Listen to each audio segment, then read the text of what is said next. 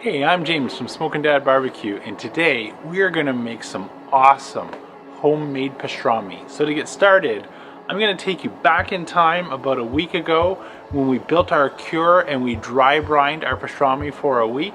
And then I'll take you inside while we get a nice dry rub that we're going to make up for it, and then we're ready to throw it on the Kamado Joe. So let's travel back to about a week ago inside when we started this cook and get ready.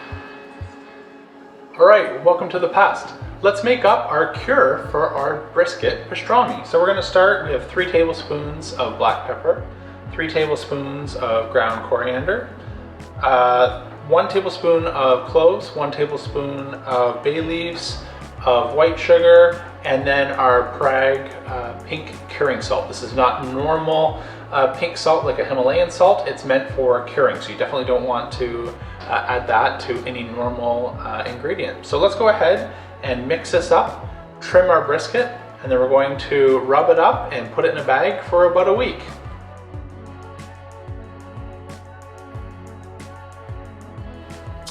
All right, that looks pretty good to me. There's not a lot of fat on this little brisket, and normally I would separate the point and the flat. But since we have such a small packer, I'm just gonna cure the whole thing. So let's mix up our cure, we'll rub it all over, and then we'll get this in a bag.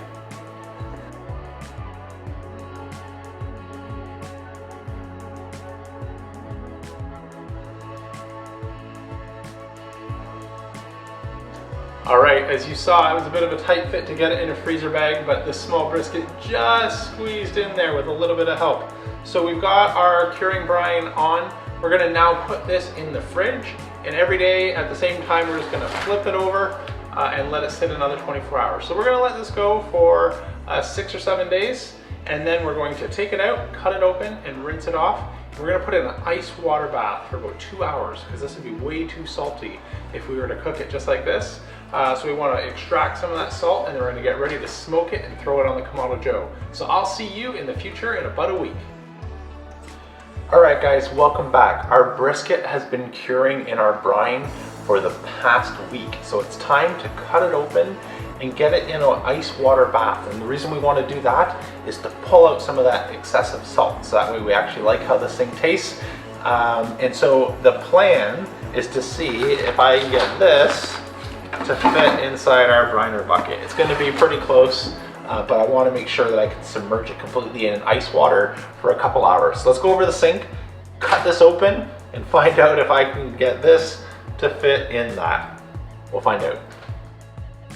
Well, after a week of self-isolation, the bar for a win is pretty low, and I'd say that meets it. I think that fits. So I'm just going to go ahead and push down a notch on the briner bucket just to keep this brisket completely submerged, and then we're going to give that a couple hours. I might even rinse the water out, so that way we pull out even more salt. So we're going to do this for about 2-3 hours.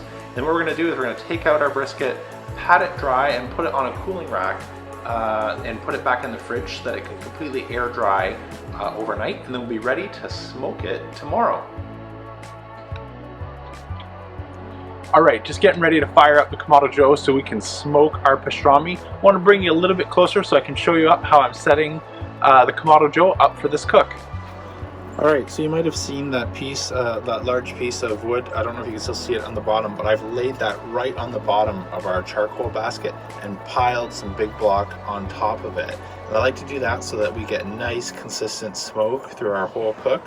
And I've tried to again make sure that you can still see the air holes and grates so you're getting great convection airflow. We're only going to be cooking around 225 to 250, so this is way more charcoal than we need, so I've just piled it up so there's good airflow, and there'll be plenty for me to use in a future cook. But I wanted to make sure that whole log was covered so that any charcoal that's burning causes it to smolder and give us great smoke flavor. So that'll smoke for about 8 hours, no problem. And again, we're aiming for about 225, 250 today, so a little bit lower and slower. So we'll just go ahead and let this come up to temperature, and we'll go inside and season up our pastrami. All right, well, the Kamado Joe is coming up to temperature. Let's make up our rub. I'll put the exact amount in the description below, but we're gonna start with some black pepper, coriander, garlic, dill weed,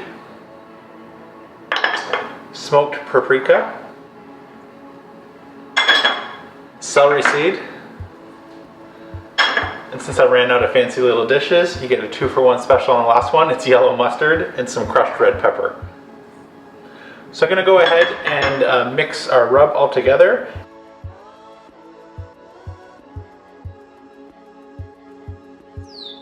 All right, our pastrami smells amazing. We haven't even cooked it yet. Kamado Joe's up to temperature. We're ready to get this cook on the road. All right, guys, it's been about 8 hours since we've put on our pastrami. Sorry for not keeping you up to date what we've been doing as we've been cooking along here, but everything has just been running smooth sailing. So you didn't miss much. All I've been doing is spritzing the outside of the brisket every hour or so, and then just getting back to work around the house. Kamado Joe's held temperatures really steady. Let me bring you a little bit closer. So we're not quite done. I haven't covered the brisket. I'm not in a rush because we're not eating this for dinner tonight. We're gonna wrap it when it's all done, put it in the fridge, and then run it through a slicer so we get nice thin slices for some Reuben sandwiches. Let me bring a little bit closer and I can show you what that bark is looking like. And so if you ever hear anyone talk about the scratch test, that's when you can rub the bark like this and the rub is not going to come off. And so we've got a great bark. If I wanted to finish this a little bit quicker, we could do something called the Texas crutch, where we go ahead and wrap this brisket in aluminum foil or butcher's paper. But I'm not in a rush. If this finishes at 9 o'clock, that's no problem, you know, for me. So I'm going to give this one more spray just as it's starting to look like it's drying out. And let me grab the thermo pen and check the temperature, see how close we're getting. Okay, so we're not quite close to done. I know that because I've been checking on my phone with the meter probe, but I just want to start getting a feel for how it's coming along. And this is much closer than when I last checked it. So that is not there yet, but 192, 194, it's getting close. So still a little bit of resistance when I'm in the point. Still a little bit of resistance in the flat, 194, 195, 190, 191. So this is nearly there. It's improved significantly in feel from the last time I checked it. I'm just going to go ahead and give this another spritz.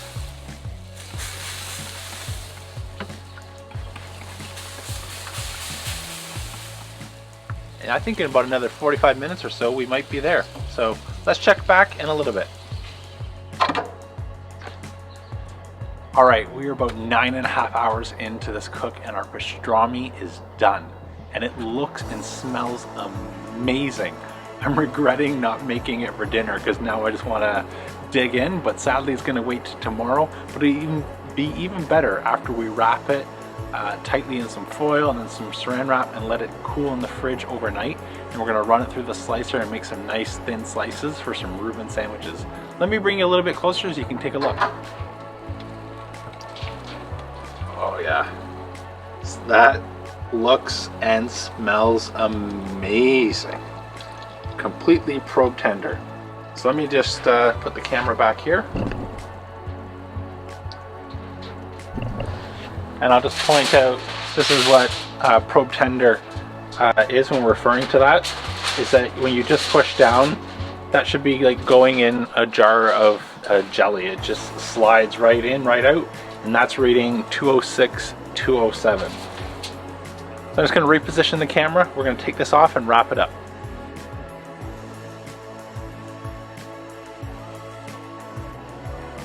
All right, our pastrami has cooled off in the fridge overnight.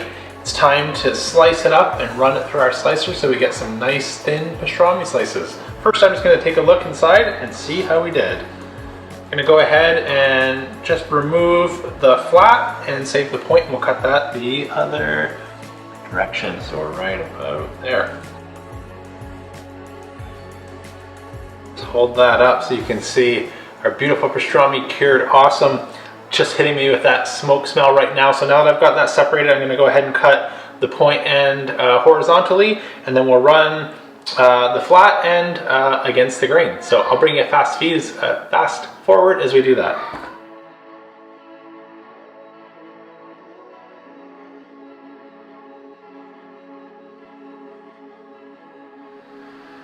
Alright guys, really appreciate you hanging out with us for today's cook.